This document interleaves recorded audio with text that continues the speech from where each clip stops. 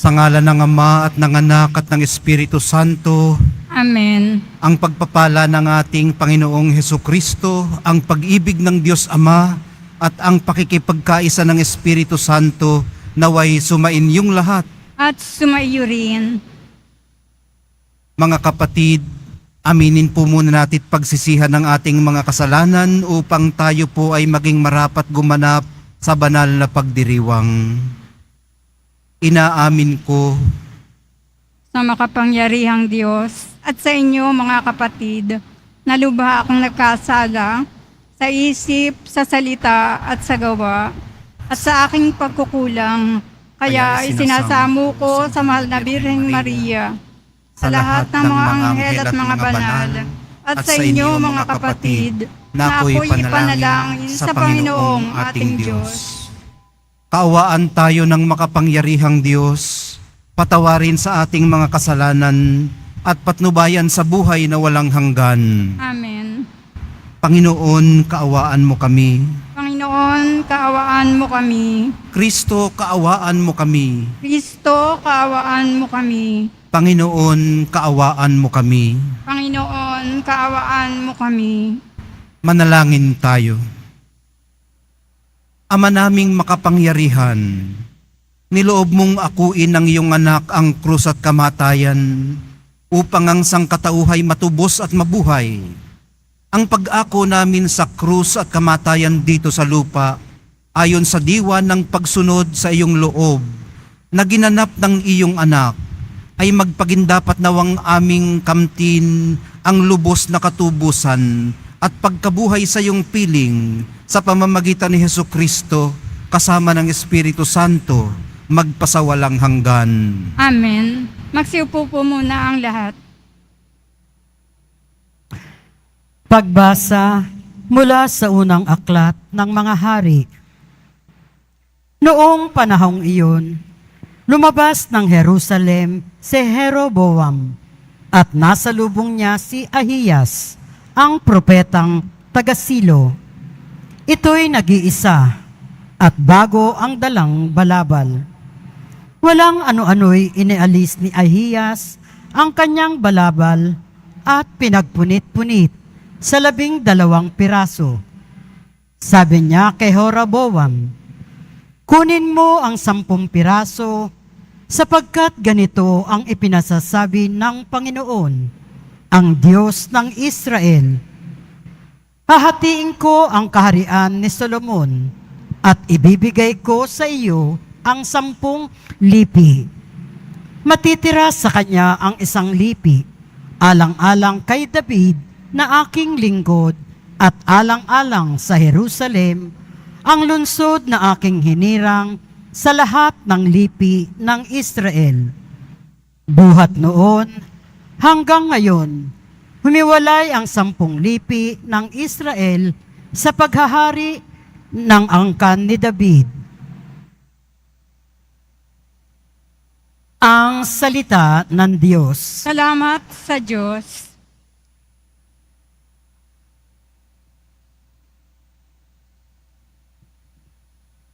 Tinig ko'y pakinggan ang sabi ng poong mahal. Tinig ko'y iyong pakinggan ang sabi ng poong mahal. Ang Diyos ay huwag mong paglingkuran. Diyos ng ibang bansay, di dapat luhuran. Ako'y Panginoon, ako ang Diyos mo, ako ang tumubos sa iyo sa Ehipto. Tinig ko'y iyong pakinggan ang sabi ng poong mahal. Ngunit ang bayan ko'y hindi ako pansin. Di ako sinunod ng bayang Israel. Sa tigas ng puso aking binayaan, ang sariling gusto nila'y siyang sundan. Tinig ko'y iyong pakinggan, ang sabi ng poong mahal. Ang tangi kong hangad, sana ako'y sundin. Sundin ang utos ko ng bayang Israel. Ang kaaway nila'y aking lulupigin.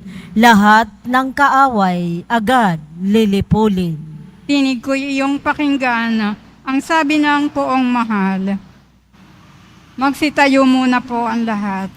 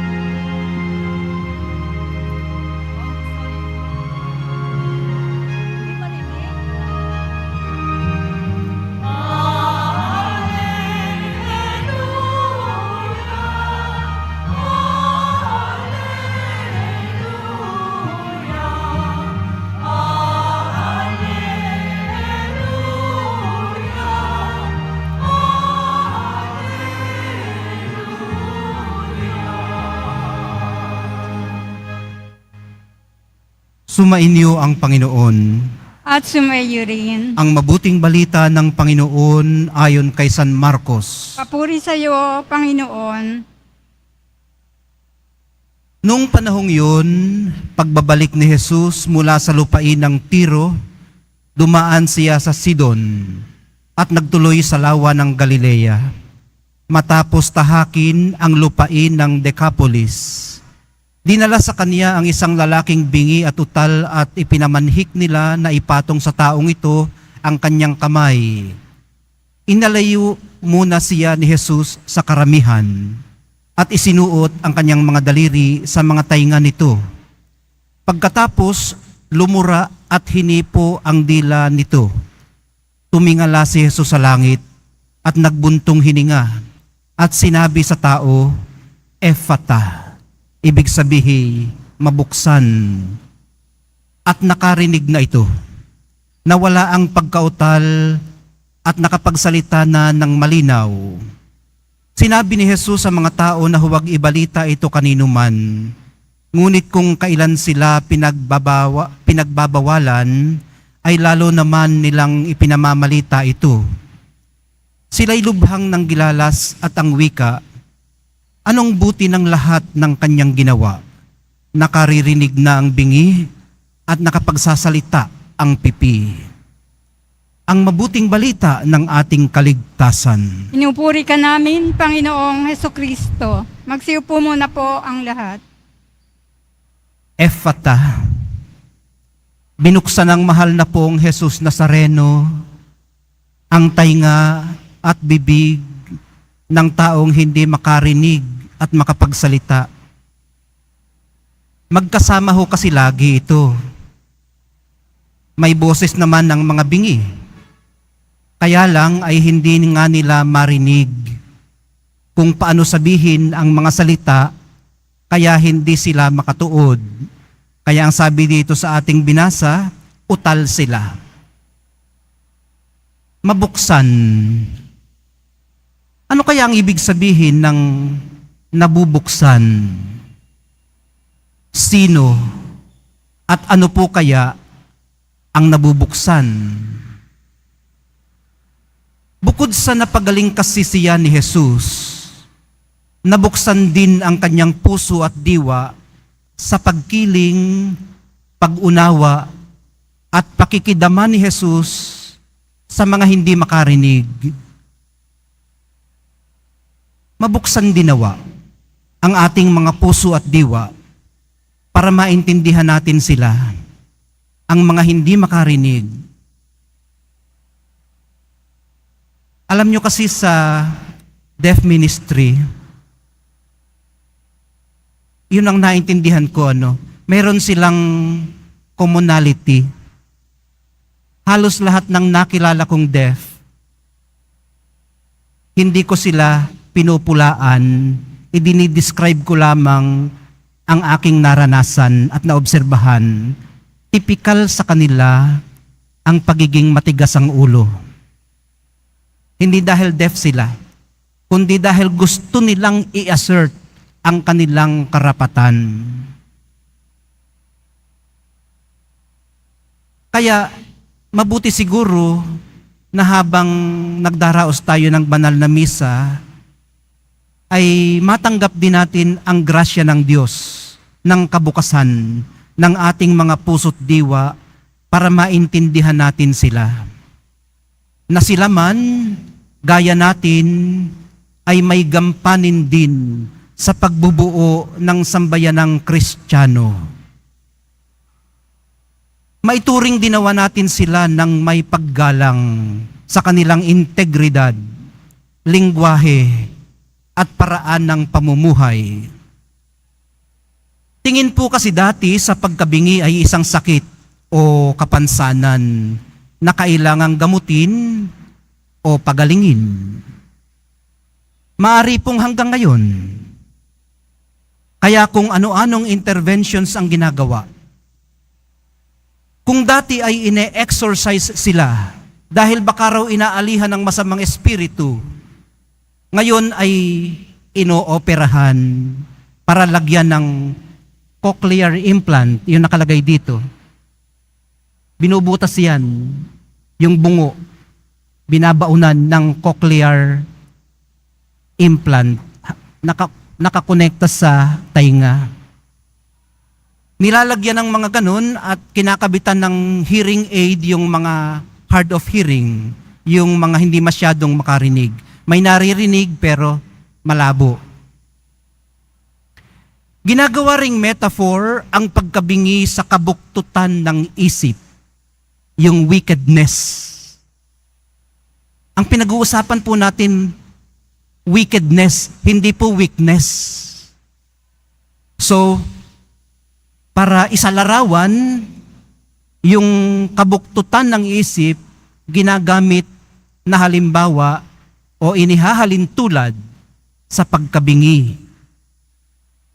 Halimbawa, isinasalarawang pagkabinging espiritual, spiritual deafness, ang pagkamakasalanan at pagkalayo sa Diyos. Para sabihing bingi tayo sa Espiritu, ay para sabihin ding sarado tayo sa Kanya.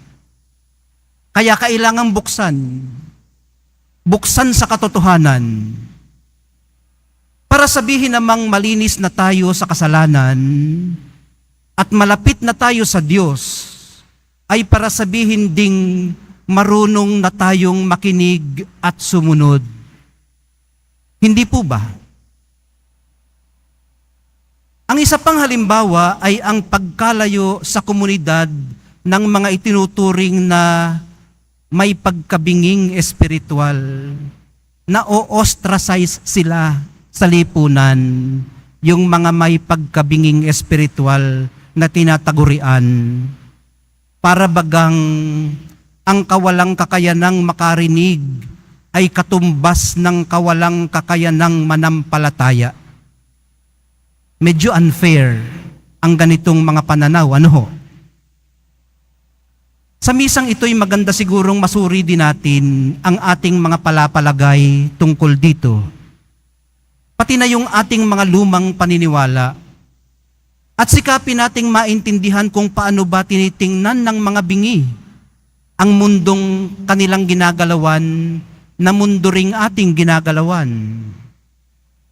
Sa ganitong paraay, mas makikilala natin sila at mas mabibigyan ng pagkakataong ilahok sa mas malawak na pamilya ng sambayanang Kristiyanong walang itinatangi at walang itinatanggi.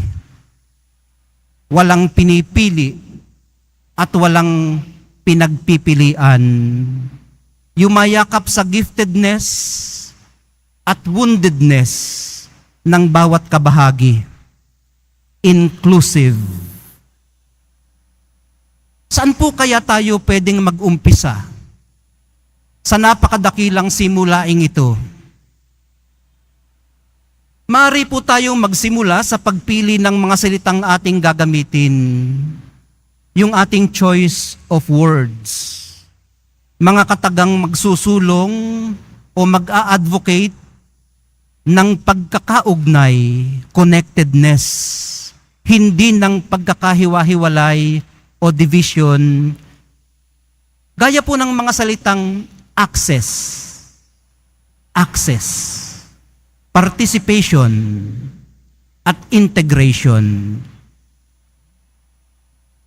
Hindi sana rejection, marginalization, at isolation. Sa madaling sabi, pagtanggap at hindi pagbabaliwala hanggang marating nila ang deathhood. Sa pagsusumikap nating lahat na abutin ang personhood. Dito po rin kasi natin na itataguyod ang kakanyahan ng kanilang spirituality, ang kabuuan kung paano magpakatao. Nangangahulugan po ito na hindi natin ikinakahon ang ating kapwa kung ano ang kaya nila o hindi nila kayang gawin. Hindi natin nilalabelan, bingi. Hindi tayo magkakaintindihan, bahala ka na dyan sa buhay mo. Salamin din po kasi ito ng antas at kalidad ng ating pakikipag-ugnayan sa Diyos. Kung binabaliwala natin sila, baka binabaliwala rin natin ang Diyos. Kung ikinoconsider natin sila, ikinoconsider natin ang Diyos. Tandaan po nating sinabi ng mahal na pong Jesus Nazareno, anuman ang ginawa mo sa pinakamaliliit sa mga ito, ay ginawa mo sa akin. Ang sektor pong ito ng ating lipunan, ang mga deaf, ang isa po sa pinakasumasadsad sa laylayan ng ating lipunan. Ang mga deaf na batang babae ay laging nasa bingit ng pang-aabusong sexual, hindi ng mga taga-ibang barangay, kundi ng sarili nilang mga kaanak at kapitbahay. Ang mga deaf na batang lalaki naman ay laging nanganganib mapagtripan at maging biktima ng bullying. Ang mga adults naman ay hindi makahanap ng hanap buhay. Yung mga nag-aral at na-empower na ay nakakatagpo naman, pero lagi ring nakikipagsapalaran sa banta ng discrimination sa kanilang mga opisina at lugar ng trabaho. May mga nagiging scholar din naman at ipinadadala sa Amerika para mag-aral. Pagbalik ay nagtuturo at nagiging leaders ng deaf community. Patas na turing po at pagkakataon ang advokasya nila, hindi awa. Pero kung nahabag ka, hindi ito unfair sa kanila. Doon ka pwedeng bumuelo sa paggampan mo ng iyong bahagi sa pagsasakatuparan ng pangarap ng Ama. Ang lubos nating pagpapakatao kasama ng iba. Mahal na poong Jesus Nazareno, turuan mo kaming maging patas at makatarungan.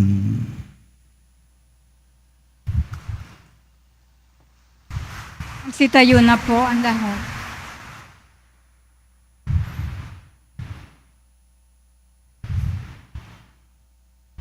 Minamahal kong mga kapatid, idulog po natin sa mahal na poong Jesus Nazareno ang ating mga kahilingan. Taglay ang matibay na pananampalataya sa kanyang pagkadiyos, ang tapat na pag-asa sa kanyang kapangyarihan, at ang maningas na pag-ibig sa kanyang puso. Sa bawat dalangin ang atin pong itutugon, mahal na poong Jesus Nazareno, kaawaan mo kami. Upang ang Eukaristiya na ating tinatanggap sa komunyon at inihahandog sa misa bilang alaala ng mga hirap ng mananako ay magdulot sa atin ng wagas na pagmamahal sa Diyos at sa kapwa. Manalangin tayo. Mahal na poong Jesus Nazareno, kaawaan mo kami. Upang ang panalangin ni Jesus Nazareno sa halamanan ng Gethsemane na dito'y pinawisan siya ng dugo, ay maghasik sa atin ang pagkahilig sa panalangin na siyang mabisang lunas sa lahat ng karamdaman ng tao. Manalangin tayo. Mahal na poong Jesus Nazareno, kaawaan mo kami.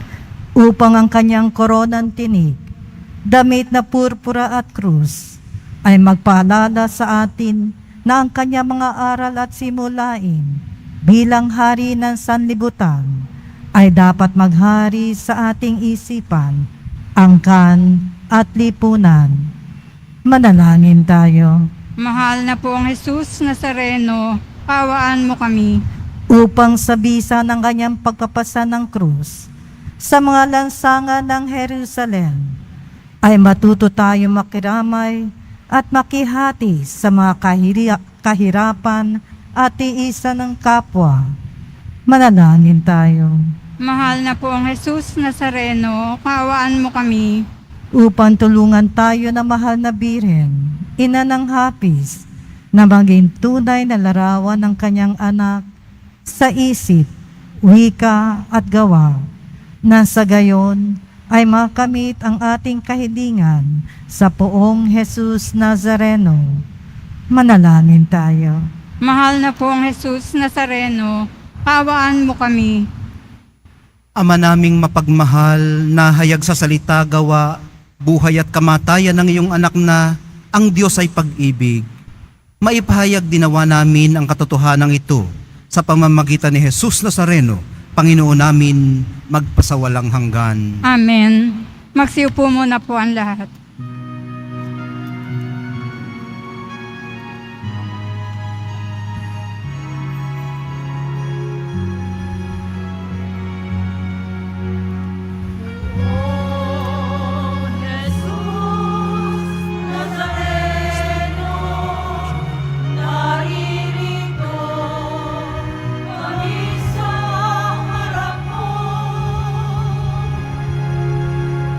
Alangkah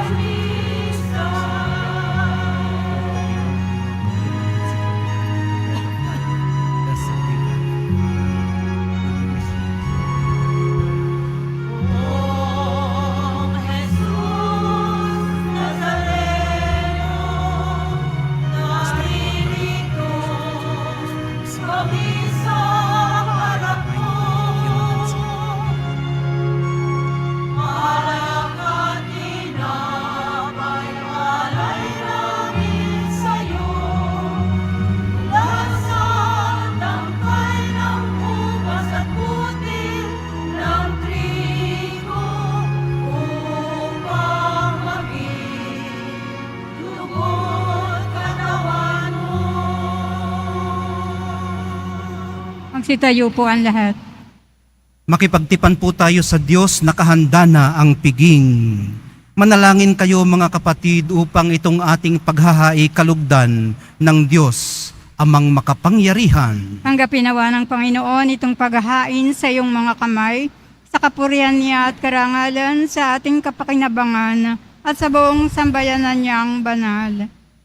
Ama naming lumikha, sa ikapagpapatawad ng mga kasalanan, maganap nawa ang paghahaing ito na sa dambana ng krus ay siyang pumawi sa kasalanan ng buong mundo.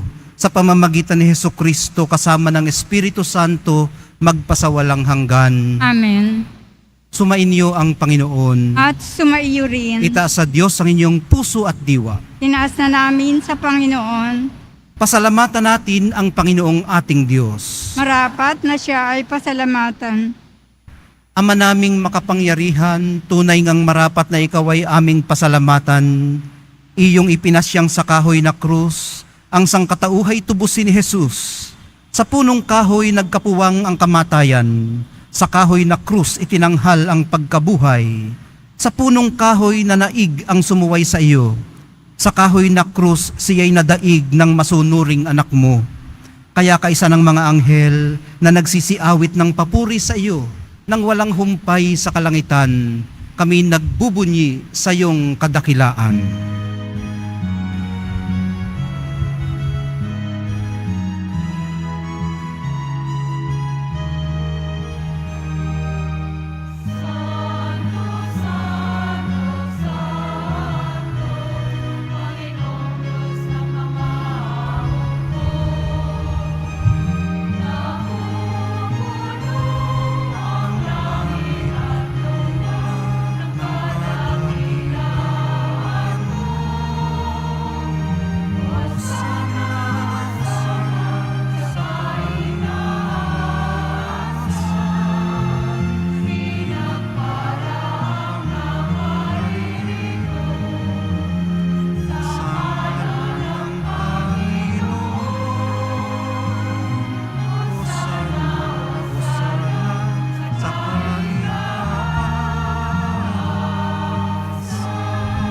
Magsiluhod po ang lahat.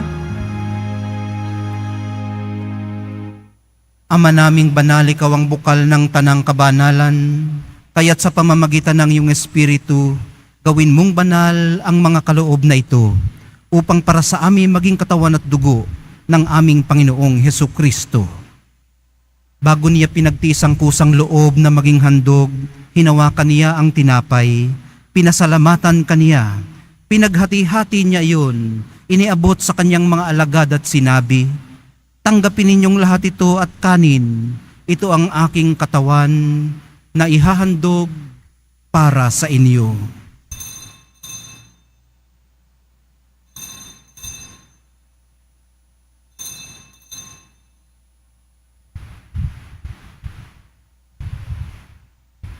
Gayon din naman noong matapos ang hapunan, hinawakan niya ang kalis.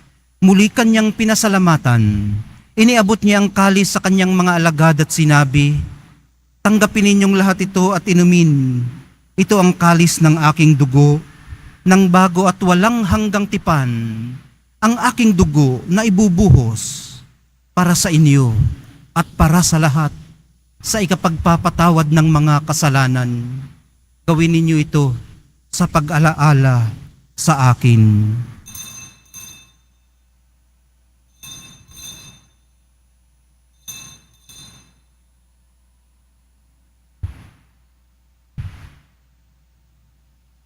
Magsitayo na po ang lahat. Ipagbunyi natin ang misteryo ng pananampalataya. Si Kristo'y namatay, si Kristo'y nabuhay, si Kristo'y babalik sa wakas ng panahon. Ama, ginagawa namin ngayon ang pag-alala sa pagkamatay at muling pagkabuhay ng iyong anak. Kaya't iniaalay namin sa iyo ang tinapay na nagbibigay buhay at ang kalis na nagkakaloob ng kaligtasan. Kami nagpapasalamat dahil kami iyong minarapat na tumayo sa harap mo para maglingkod sa iyo. Isinasamo namin kaming magsasalo-salo sa katawan at dugo ni Kristo ay mabuklod sa pagkakaisa sa pamamagitan ng Espiritu Santo. Ama, Lingapin mo ang iyong simbahang laganap sa buong daigdig. Puspusin mo kami sa pag-ibig. Kaisa ni Francisco na aming Santo Papa at ni Jose na aming Arsobispo, ng lahat ng mga obispo't kaparian at ng iyong piniling sambayanan. Alalahanin mo rin ang mga kapatid naming nahimlay nang may pag-asang sila'y muling mabubuhay, lalo na po ang mga ipinagdarasal namin ngayon. Lahat ng mga biktima ng giyera at karahasan, mga makabagong martir ng pananampalataya. Gayon din naman ang lahat ng mga pumanaw. Kaawaan mo sila at patuloyin sa iyong kaliwanagan. Kaawaan mo't pagindapatin kaming lahat na makasalo sa iyong buhay na walang wakas. Kaisa ng mahal na Birheng Maria na ina ng Diyos at ng sambayanan, ng kabiyak ng puso niyang si San Jose, kaisa ng mga apostol ni San Juan Bautista at ng lahat ng mga banal na namuhay dito sa daigdig ng kalugod-lugod sa iyo. Maipagdiwang nawa namin ang pagpupuri sa ikararangal mo sa pamamagitan ng iyong anak na aming Panginoong Hesukristo.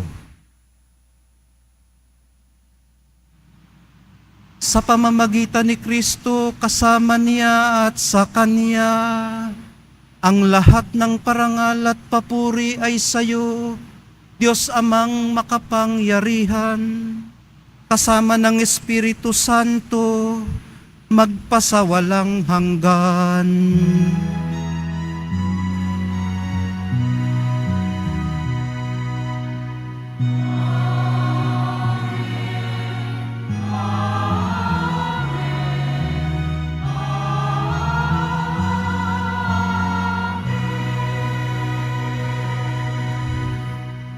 Itinuring po tayo ng mahal na pong Jesus Nazareno na hindi na iba sa Kanya, kundi sarili niyang mga kaibig at mga kapatid. Kaya po may lakas ng loob tayong tawagin ng Kanyang Ama na atin ding Ama.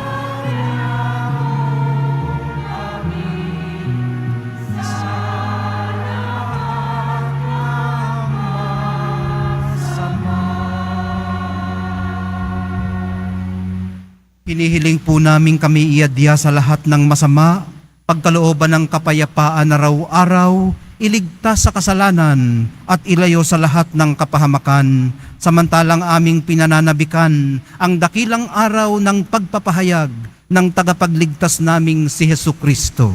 Sapagkat iyo ang kaharian at ang kapangyarihan at ang kapurihan magpakailanman. Amen.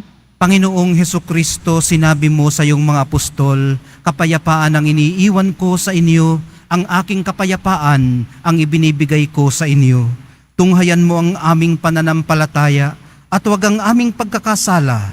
Pagkalooban mo kami ng kapayapaan at pagkakaisa ayon sa iyong kalooban, kasama ng Espiritu Santo, magpasawalang hanggan. Amen. Ang kapayapaan ng Panginoon ay laging sumainyo. At sumaiyo rin. Magbigayan po kayo ng kapayapaan sa isa't isa.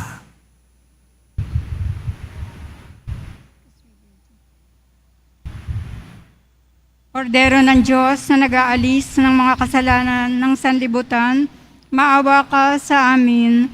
Kordero ng Diyos na nag-aalis ng mga kasalanan ng sanlibutan, maawa ka sa amin. Kordero ng Diyos na nag-aalis ng mga kasalanan ng sanlibutan, pagkaloob mo sa amin ang kapayapaan. Tayo po'y magsiluhod. Minamahal kong mga kapatid, nasa presensya po tayo ng Kordero ng Diyos na nag-aalis ng kasalanan ng sanlibutan. Mapapalad ang mga inaanyayahan sa piging ng Kordero. Panginoon, hindi ako karapat-dapat na magpatuloy sa iyo. Ngunit Sa isang salita mo lamang ay gagaling na ako.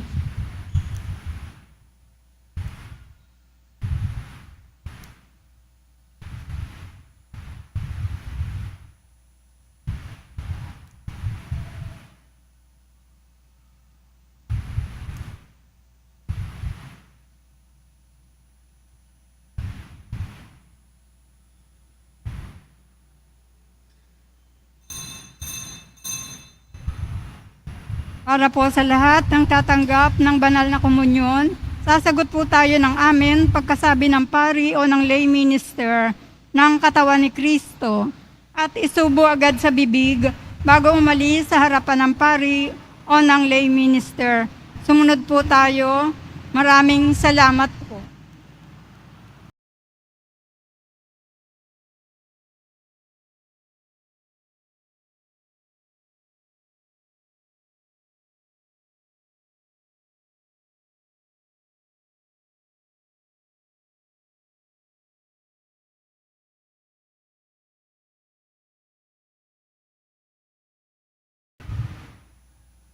Panginoong Hesus Kristo, kaming nagsalo-salo sa banal na pakikinabang ay nakikiusap sa iyo na ang mga